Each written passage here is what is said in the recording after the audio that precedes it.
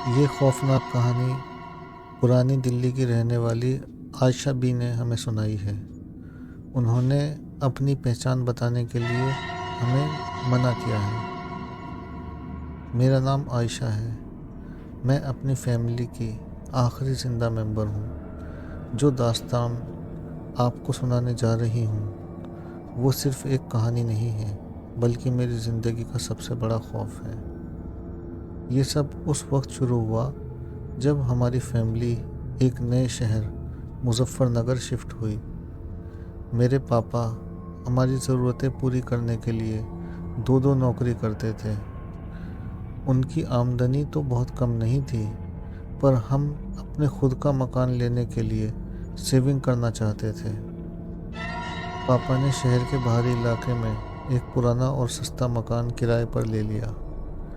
मकान जर्जर हालत में था और जगह जगह से प्लास्टर उतरा हुआ था। पूरे मकान में हर वक्त एक अजीब सा सन्नाटा छाया रहता था, पर हमारे पास वहाँ रहने के सिवा कोई और चारा भी तो नहीं था। हम एक आम गरीब मिडिल क्लास परिवार थे। मेरे पापा दिन रात मेहनत करते और मेरी मम्मी घर संभालती थी।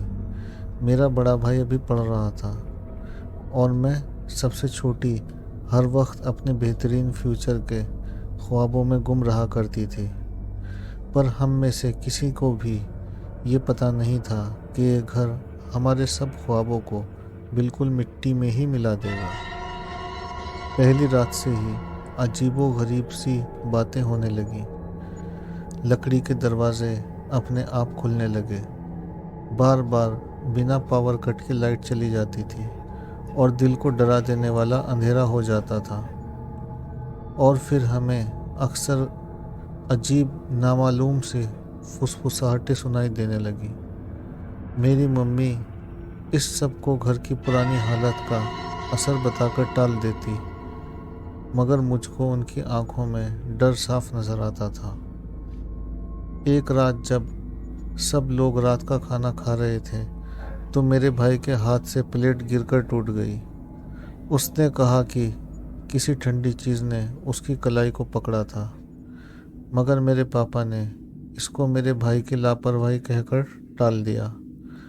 उस रात हमको घर में अजीब सी हंसी की आवाज़ें सुनाई दी। वो आवाज़ें इंसानी नहीं थी, गहरी, खौफनाक और रूह को कँपा देने वाली थी। जिन्नात ने अपने घर में होने का एहसास कराना शुरू कर दिया था।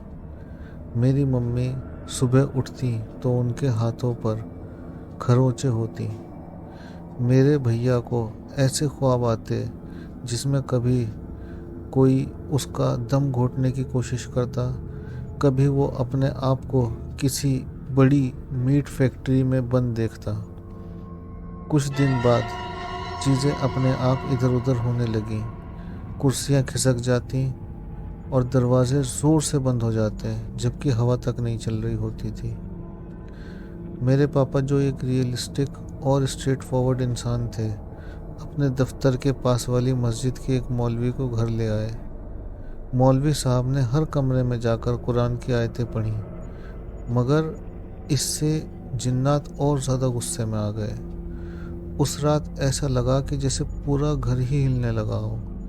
पापा नींद में चीखने लगे और उन्होंने अपनी छाती पकड़ ली, जैसे उन पर कोई बहुत ज़ोर से बोझ डाल रहा हो। जब तक हम उनके पास पहुँचे तो वो दुनिया से जा चुके थे। उनके चेहरे पर ऐसा खौफ था जिसे भुलाया नहीं जा सकता। मम्मी ने कहा कि अब हमें ये मकान छोड़ देना चाहिए, मगर जिन्नात ने हमें जाने नहीं दिया। अगली सुबह मेरा भाई अपने कमरे में पंखे से लटका हुआ मिला। उसकी आंखें खुली हुई थी, जैसे उसने कुछ ऐसा देख लिया था जो हम नहीं देख सकते थे। पुलिस ने उसे खुदकुशी करार दिया, मगर मुझे पता था कि ये जिन्नात का काम है। अब सिर्फ मैं और मेरी मम्मी ही रह गए थे। मेरी मम्मी दिन रात बस कुरान पढ़ती रहती और मेरे लिए दुआएं करती रहती, मगर उनकी हिम्मत भी अब टूट रही थी। एक शाम जब वो किचन में खाना बना रही थी तो स्टोव अचानक फट गया और मैंने अपनी आंखों से उनको आग में जलते देखा। उनकी चीखें पूरे घर में गूंज रही थी और फिर सन्नाटा छा गया। मैं अकेली रह गई थी। मैं घर से भाग जाना चाहती थी, मगर हर बार दरवाजे बंद हो जाते। जिन्नात मुझसे बात करने लगे। उनकी आवाज़ें ताने देने वाली और बेहद खौफनाक थी। वो मुझसे कह रहे थे कि तुम यहाँ से कभी नहीं जा सकती। मैं कई दिनों भूखी प्यासी उस मकान में कैद रही। एक रात मैंने हिम्मत जुटाई और जिन्नात का सामना किया। मुझे जितनी दुआएं भी याद थीं, मैंने सबको पढ़ना शुरू कर दिया। मैं जिन्नात से रहम की भीख मांग रही थी। मैं मदद के लिए चीखी। तभी अचानक से मुझे महसूस हुआ कि मेरे पीछे कोई खड़ा है। जब मैंने पलट कर देखा तो वो वहाँ थे, लंबे सियाह साए जिनकी जलती हुई लाल आंखें मुझे घूर रही थीं।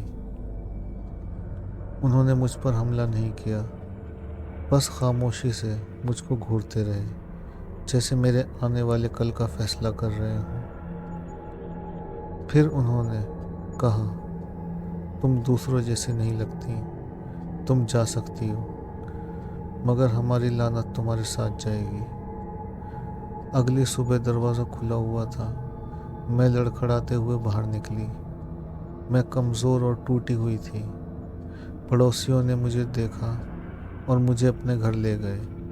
जब मैंने उनको अपनी पूरी कहानी बताई तो वो सब खामोशी से आपस में फुसफुसाने लगे।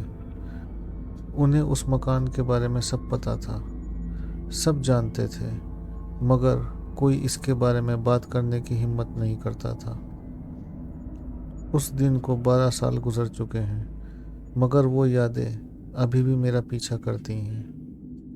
मैं आज भी अपने ख्वाबों में उनकी हंसी सुनती हूँ, उनकी सर्द मौजूदगी परछाइयों में महसूस करती हूँ। मुझे पता नहीं कि उन्होंने मुझे क्यों छोड़ दिया, मगर मैं हर पल इस खौफ में जीती हूँ कि वो फिर मेरे पास आएंगे। अगर आप किसी पुराने सुनसान मकान के पास जाएं, जो बहुत खामोश और वीरान लगे, तो वहाँ से दूर भाग जाएं। वो गलती मत करें जो मेरी फैमिली ने की थी, क्योंकि कुछ जगह इंसानों के लिए नहीं होती। दोस्तों, एक ज़रूरी डिस्क्लेमर आप सुन लें। क्या भूत प्रेत और जिन्नात सच में होते हैं या नहीं होते, हम इसके बारे में कुछ नहीं कहना चाहते। आप इस कहानी को सिर्फ एक कहानी की तरह ही समझें, और अगर आप अपनी कोई स्टोरी हमारे साथ शेयर करना चाहते हैं तो आप उसे हमें ईमेल कर सकते हैं। हमारा ईमेल एड्रेस आपको डिस्क्रिप्शन में मिल जाएगा।